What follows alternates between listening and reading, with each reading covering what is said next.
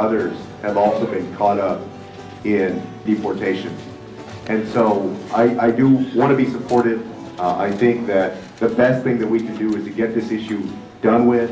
I think the president understands that. That's why he has been so aggressive about it.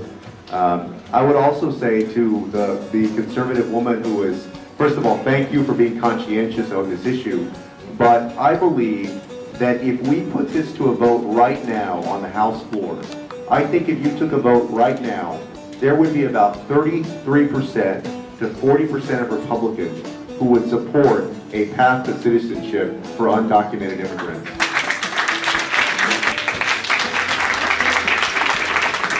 What we need to do is to get the Senate to act as fast as they can, send a bill over to the House that the House can act on, and then for those conservatives and those Republicans who do agree with us on this issue, the help that we need, all we need you to do, I think, is to get the House Speaker to allow the House of Representatives to actually vote on this issue. If we vote on this issue, I believe that we will win. If you look at the plan that the Senate, the 8 senators initially came out with, there was a provision in there which essentially said, we're going to take this reform in phases. And the first thing that we're going to do is make sure that the border is secure. And then once there's a Southwestern Commission, which would be Texas and other Southwestern states, once there's a group of people appointed and they say that the border is secure, then we can move on to everything else. Well, that's not going to work, right? If you appoint people like Rick Perry and Jan Brewer and others, they're never going to say that the border is secure. They have no political incentive to ever say that the border is secure. But let's look at the facts. This president has committed more resources to the border than any other president in American history. We know that crossings are at a 40-year low. A 40-year low. So if now is not the time to move on and do other reforms, then when is the time? When is the right moment to do it? We have 2 parties here, and there are a lot of folks in the Republican Party who believe that there still needs to be more border security. So if I'm a realist, I would tell you, and I am, I would tell you that there probably is going to be more border security in this comprehensive bill. However, that does not necessarily need to be directly tied to moving on to the other phases. Or, if it is, and if it comes out that way, then the measurements that we use need to be objective measurements. For example, those need to say, we're going to have X number of Border Patrol agents at the border, or ICE agents. Other objective measurements that everybody can agree on. Because if not, if we leave it up to the subjective whims of Republican governors and politicians in the southwestern United States at least, maybe it would be different if you were here in Miami, but in the southwestern United States, they're never going to say that the border is secure. So we get your point, and we're working on it. Thank you. We have a comment in the back. I want to say that we are here as immigrants. We're here to integrate and to make our communities stronger. I live in a very much in need community that I ended up there 7 years ago because I needed a house. We were in the housing boom and prices were high. But anyhow, I ended up there and I realized how helpful I could be for my community. And today, I'm on the board of directors for different organizations within my community. And I'm so proud of being able to do this. Now this year, I realized that I need to work on my own situation. And it's the fact that I have a year trying to renew my driver's license and I have not been able to do so. So here is this woman in the board of directors. I should be able to move around more and I cannot do this. So I really feel like we also, the fact that we want to compromise is very important. We are here to do that. We look forward for a much more natural flow of immigration. This is going to be good not only for this country, but for the country that we come from. Because if we can come and go more freely, we have to believe in that. That is the future. Right today, we have internet. We have the ability to connect to the whole world. Why we have to be forced to move into this great country and not being able to move back and forth. Thank you so much. Thank you for your comments. Thank you. Okay, we have two final comments, please. I'm going to go on this side.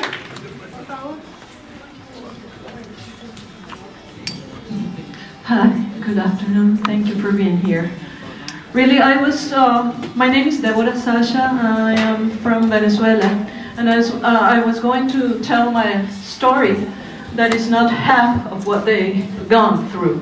Because I've been here only for 5 years. I came here as a regular tourist. And then I came back to Venezuela, and I came back here because, you know, Venezuela is a country troubled. And I fight with everything against Chavez and everything. But I came here with my papers because I am, for 20 years, I've been a professional singer. So I thought, oh, I come here with my papers and I have the right, to apply lawfully for a residence because I am an outstanding personality. And I've been doing that for 5 years, and I got the last answer rejected. So, during 5 years, I've been working for the International Solidarity for Human Rights, an organization that we founded and been doing extraordinary things for the community and for the students we admired. We were an Inter-American campus when you were, going to Washington, and we were breaking a Guinness World Record reading the Universal Declaration of Human Rights. So right now, I am in a limbo. I could be deported because I didn't apply for asylum because I didn't think I was gonna need it because I am an outstanding personality. No. So what I'm here for is not to tell my story because I admire you. I admire all of you that have gone through, so many things. And I am a little, a worker, fighter for human rights. And I want to tell you that what you're dealing with is a human rights issue. Article 13 of the Universal Declaration of Human Rights says, everyone has the right to freedom of movement and residence within the borders of each state. Everyone has the right to leave any country, including his own, and return to his country. Everyone has the right to seek and enjoy in other countries asylum from persecution. Everyone has the right to a nationality.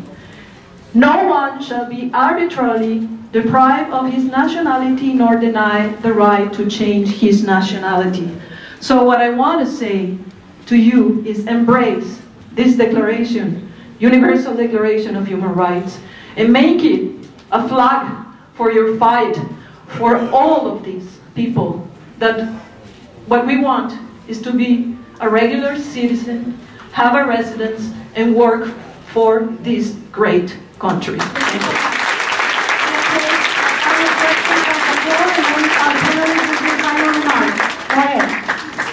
Yo estoy preocupada porque muchos padres son deportados y muchos niños quedan solos y tristes, como,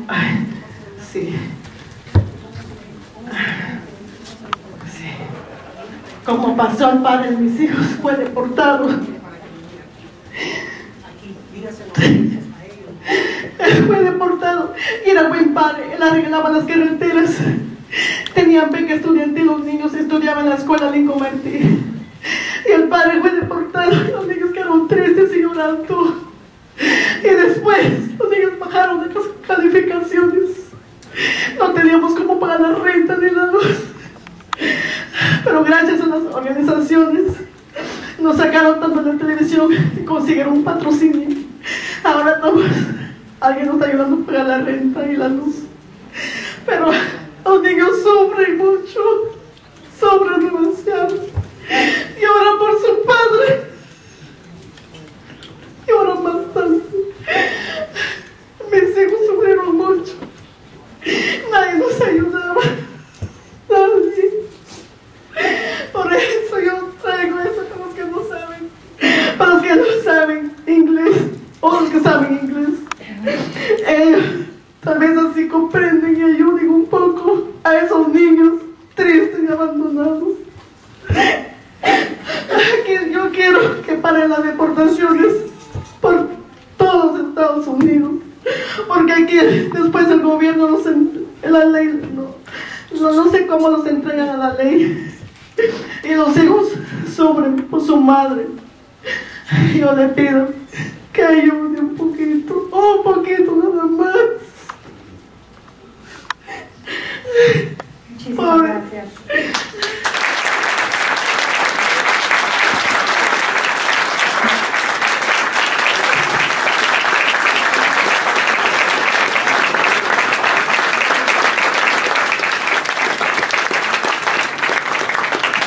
Needless to say, that is the voice, that is the need of our community. I appreciate you, and please know that what you said to us today will not go unheard, and we'll continue to work to solve these problems.